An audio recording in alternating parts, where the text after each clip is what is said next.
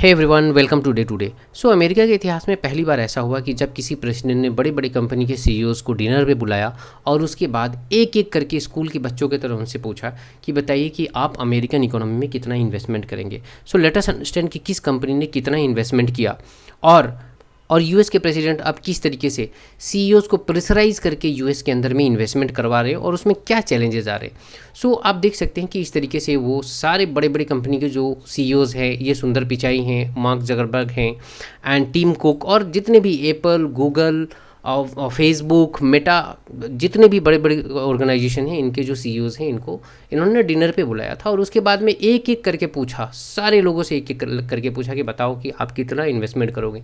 अब ऐसे में क्या होता है कि जब आप पब्लिकली आपसे कुछ पूछा जाए और आप जब कमिट कर लो तो आप उस बात से पलट भी नहीं सकते। And that is what Trump wanted. तो ट्रम्प ये चाहते थे कि वो फिगर्स को कमिट करके फंस जाएं पब्लिक में और इसीलिए उन्होंने ऐसा किया। इसमें बहुत सारा इन्वेस्टमेंट ऐसा था जो कि ऑलरेडी प्लान्ड था, बट स्टिल डिनर पे बुला के उनसे बुलवाने का मतलब सिर्फ ये है कि वो वाहवाही लेना चाह रहे थे, क्रेडिट लेना चाह रहे थे। आपने देखा हो कि बहुत सारे कंपनी में ऐसे बॉसेज होते हैं जो दूसरे लोग काम करते हैं और उनका क्रेडिट ले लेते हैं। बस सिमिलर से एटीट्यूड है यहाँ ट्रम्प का।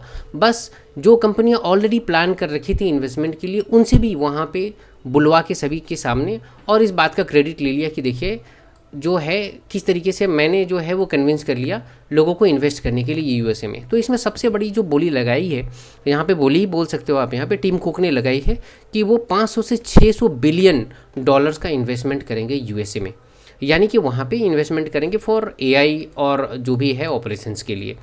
Then Meta, Mark Zuckerberg Facebook का अगर देखेंगे तो उन्होंने 600 बिलियन का लगभग जो है उन्होंने अनाउंसमेंट किया। देन गूगल 250, माइक्रोसॉफ्ट लगभग 70 से 80 बिलियन डॉलर्स का इन्वेस्टमेंट किया है ईयरली इन्वेस्टमेंट के लिए। और बहुत सारा लिस्ट लंबा है। सारे कंपनियों को जो है वहाँ से सीईओज़ हैं उनसे पूछा गया और उन्होंने कुछ ना कुछ जो है फिगर वहाँ पे कमिट किया। कुछ तो जो है वो प्रेशर में आके वहाँ पे कुछ कमिट करके आए होंगे डेफिनेटली, बिकॉज जब बुलाया गया होगा तो उनको ऐसा नहीं कि वहाँ जाने के बाद पता चला होगा, उनको पहले से ही पता होगा कि उनको क्या देना। और इसमें सबसे इंटरेस्टिंग बात ये रही कि इलॉन मस्क जो है वो नहीं आए। नाउ आपको ये जानकर बहुत हैरानी होगी कि यूएसए में जो इतनी बड़ी बड़ी कंपनियां हैं और यूएसए में ही इन्वेस्टमेंट नहीं करी, उसके पीछे रीज़न क्या है? देखिए, उसके पीछे रीज़न ये होता है कि अगर वो दूसरे कंट्रीज़ में इन्वेस्टमेंट करती हैं, सपोज इंडिया में इन्वेस्टमेंट करती हैं for the purpose of manufacturing, phone का ही अगर एग्जांपल ले ले तो यहाँ लैंड का जो रेंट है वो बहुत कम है, इलेक्ट्रिसिटी बिल जो है वो काफ़ी कम आता है, लेबर कॉस्ट जो है वो काफ़ी कम होता है। यहाँ पे एक स्किल्ड लेबर, कोई भी अगर स्किल्ड लेबर होगा तो हार्डली उसको 1000 रुपीज़ भी नहीं पेमेंट मिलता है इंडिया के अंदर में। अगर 1000 में मिल जाए तो वो काम करने के लिए तैयार हो जाता है। स्किल्ड लेबर यानी कि जो कि जिसको ऑलरेडी वेल्डिंग ये सब करना आता है, असेंबली करने का बहुत कुछ उसको आता है।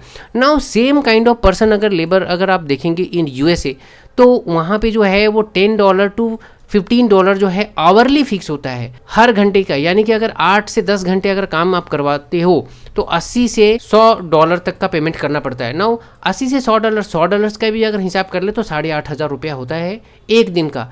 आप उम्मीद नहीं कर सकते हो यहाँ मैनेजरियल लेवल पे इंडिया में 8,500 रुपये पर डे का सैलरी का अगर हम लोग देख लें तो नहीं बनता होगा बड़े बड़े लोगों का। वहाँ पे एक लेबर का इतना है। नाउ आप एज्यूम करिए कि इंडिया के अंदर में कोई कंपनी एक इन्वेस्ट करती है इंडिया के अंदर में, तो उन्हें क्या फ़ायदा होता है? एक फ़ोन अगर बनाए इंडिया के अंदर में तो जो एप्पल यहाँ पे 80,000 रुपीज़ का, मैं एप्पल फ़ोन की, आईफोन की बात कर रहा हूँ, तो जो 80,000 रुपीज़ तक का बिक जाता है वो डेफिनेटली है कि वहाँ यहाँ पे अगर 50,000 का भी बिकेगा, उनके एक्सपेंसेस बहुत ज़्यादा है तो इससे तो ज़्यादा को आप उम्मीद ना रखो। 40 से 50,000 तक में जो तैयार हो जाएगा वही फ़ोन अगर यूएसए में बनाया जाए तो वो 1,20,000 का बनेगा। नाउ आप एज्यूम कर सकते हो कि क्यों यूएस की कंपनी यूएस में इन्वेस्टमेंट नहीं करके वो इंडिया, थाईलैंड, चाइना जैसे कंट्रीज़ में इन्वेस्टमेंट करती हैं। ना आप सोचोगे फिर तो चाइना में क्यों नहीं इन्वेस्ट करना? देखिए, चाइना क्या है कि मैन्युफैक्चरिंग का बहुत बड़ा हब बन चुका है। चाइना के अंदर में अगर आप जाओगे ना, अगर कोई एक एरिया में ट्रैवल करोगे आप 20 किलोमीटर, 30 किलोमीटर, 50 किलोमीटर, तो आपको वहाँ पे कंप्लीट पैक्ड अप आपको वहाँ पे इंडस्ट्रीज़ मिलेगी। सुई धागे से लेके और कुछ नहीं छोड़ते, इवन एरोप्लेन के पार्ट्स तक सब कुछ चाइना में बनते। तो वहाँ पे जो लेबर है, वहाँ पे जो लोग हैं वो बिल्कुल एंगेज हो चुके हैं और वहाँ पे लेबर रेट जो है वो हाई हो गया है as compare to India. India में अभी भी जो आप देखेंगे तो कम पैसे में लोग काम करने को तैयार है बिकॉज काम की कमी है।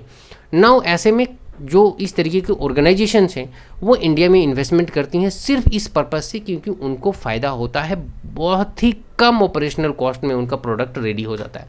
नाउ यूएसए में अब जो ट्रम्प है, मेक यूएसए ग्रेट अगेन, इस चक्कर में क्या है कि इन कंपनी से वहाँ पे इन्वेस्टमेंट करवा रहे हैं। इन्वेस्टमेंट का मतलब ये है कि आप वहाँ पे मैन्युफैक्चरिंग करिए। ऐसे में क्या होगा कि इन कंपनीज़ का बहुत बड़ा नुकसान होने वाला है और न चाहते हुए भी ये सब कंपनी जो है वो भी नुकसान झेलना पड़ेगा आने वाले 3 साल तक। बिकॉज कोई भी प्रेसिडेंट किसी भी कंपनी के सीईओ को बाउंड नहीं कर सकता है कि आप यहाँ पे इन्वेस्ट करिए, बट यहाँ पे क्या है कि इनडायरेक्ट जो प्रेशर है ट्रम्प की तरफ से वो इनडायरेक्ट प्रेशर है।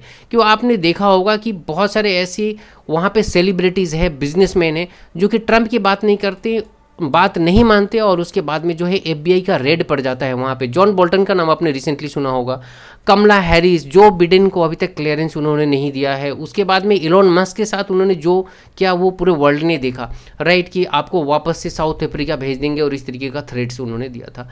नाउ आपको ये बात इजीली समझ में आ गया होगा कि एक प्रेसिडेंट डायरेक्टली पैसा किसी भी CEO से नहीं मांग सकता, बट स्टिल अगर मांग दे तो आप करोगे क्या। और यहाँ पे वही चल रहा है कि अब इस तरीके से कॉर्शियन इफेक्ट आपको देखने को मिलेगा इनडायरेक्टली, अगर कि किस तरीके से जो है प्रेशराइज करके CEO से इन्वेस्टमेंट करवा रहे हैं ट्रम्प यूएसए में। बट क्या ये लॉन्ग टर्म इन्वेस्टमेंट होंगे, ये तो आने वाला समय ही बताएगा। अगर आपको ये वीडियो अच्छा लगा प्लीज़ लाइक करें, सब्सक्राइब करें, शेयर करें। Thank you very much.